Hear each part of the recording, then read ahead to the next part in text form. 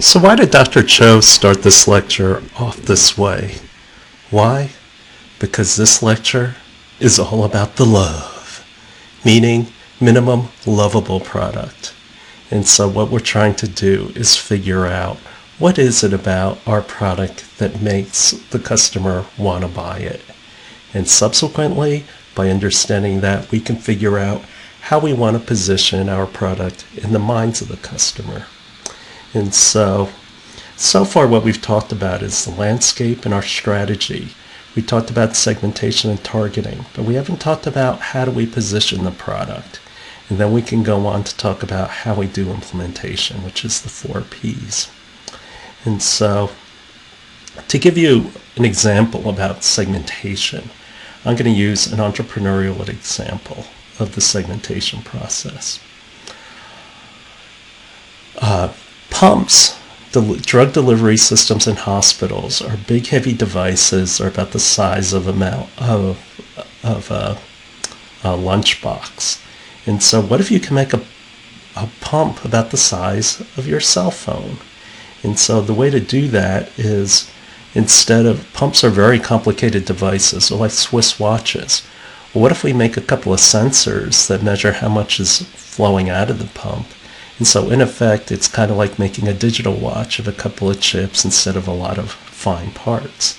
And so that's basically the idea of it, to come up with a much cheaper device. A standard pump costs like $2,000. This smartphone pump is only going to cost $250. It's Rolexes versus digital watches. But once you have that idea, you have to think it through, and then you have to plan with others. And then you think, well, who am I going to sell it to? And this is where you do your segmentation, and you figure out the segments that you think or you can target after. Why? Because the world's too big.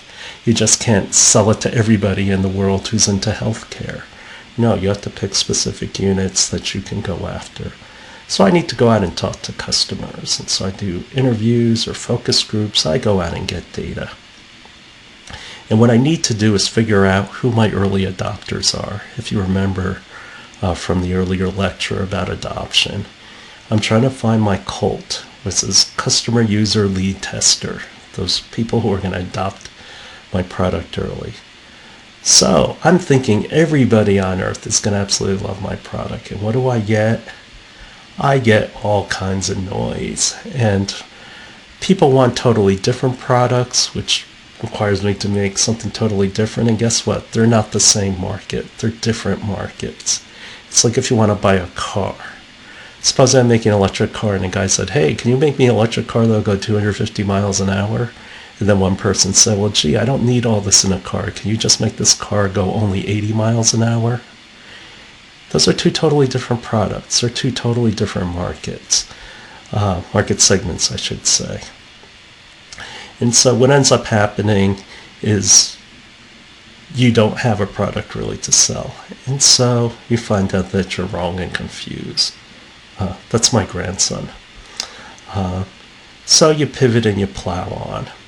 And then one day you see the answer. And in this case, what we found out for this pump is the neonatal units. The neonatal units are premature babies. As it turns out, they have 8 feedings a day. That's one. So we're going to use disposable sensors to figure out the flow. And so we found out that just one hospital, I could sell 100,000 sensors just to that one. And so now I need to figure out what it is that they're going to love about this product. Once I figure out what it is that they love it, then I can trim it down so I don't have to pay for a bunch of excessive stuff they don't want. And that's minimum viable product. And so the nature of our segments that we've talked about, it's about what's my total addressable market. That's that if everything went right, these are the people I'm going to go ahead and touch.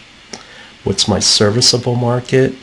That essentially my efforts, these are the people I can realistically reach. And then my target market are those people who are actually are likely to be responsive to me. And the way you could think about it is all these markets, they're buckets. And so each of these buckets is an opportunity for me to fill and get sales. In each of these buckets are my market segments. That's the way you can think of it. If you remember, we talked about TAM in the last one. This is a bottoms-up approach where you're basically counting noses.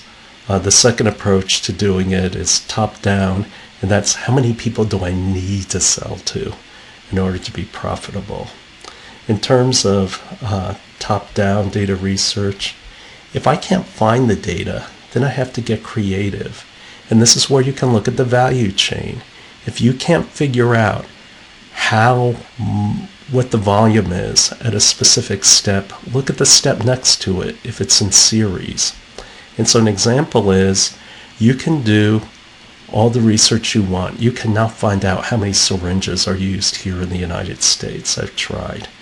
But then what I started thinking is, okay, what's next to the syringe? The needles. They do publish how many needles are used in the United States. And so it comes out to be 7.8 billion a year. That's what I mean by you have to get creative. You're also interested in your beachhead market. Essentially, where are you going to establish yourself? What's my first market?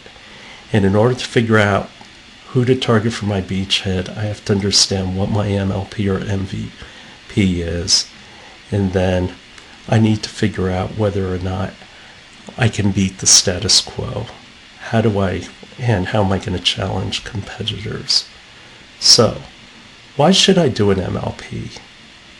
We'll find out in the next lecture.